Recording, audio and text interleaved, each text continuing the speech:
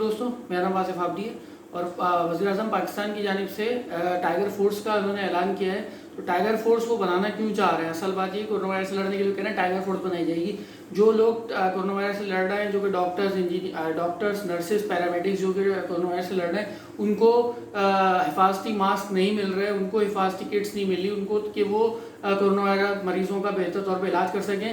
تو جو یہ 4-5 لاکھ جو نوجوان ہیں، اس میں بنیادی چیز یہ ہے کہ یہ بنانے کا مقصد کیا ہے.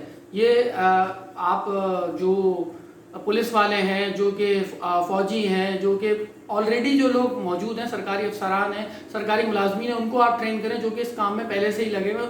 اور ان کو حفاظتی کٹس، جب ڈاکٹرز اور پیرامیڈکس کو حفاظتی کٹس نہیں ملی تو ان لوگوں کو جو ٹائیگر فورس میں جو لوگ شامل ہوں گے ان کے لیے کس طرح سے حفاظتی کٹس دی جائیں گی. تو یہ بات سمجھ سے بالاتر ہے اور یہ صرف سیاسی پوائنٹ سکورنگ یہ کرنا چاہ رہے ہیں عمران خان صاحب، اور اس میں دوسری پارٹیز کے لوگوں کو شامل نہیں کر رہے. تو یہ جو چیزیں ہیں کہ اگر اس وقت جو ہے وہ کنسنسس کی ضرورت ہے، اتفاق رائے کی ضرورت ہے، وزیر اعظم جو ہے وہ اپنی سولو فلائٹ اڑ رہے ہیں. اور یہ جو کورونا وائرس کا جو ابھی پھیلاؤ ہونے جا رہا ہے تو اس میں لاک ڈاؤن جو ہے اس کو تھوڑا سا دیکھنا پڑے گا، فیصلہ کرنا پڑے گا کہ لاک ڈاؤن کو کتنا سخت ہونا چاہیے. شکریہ.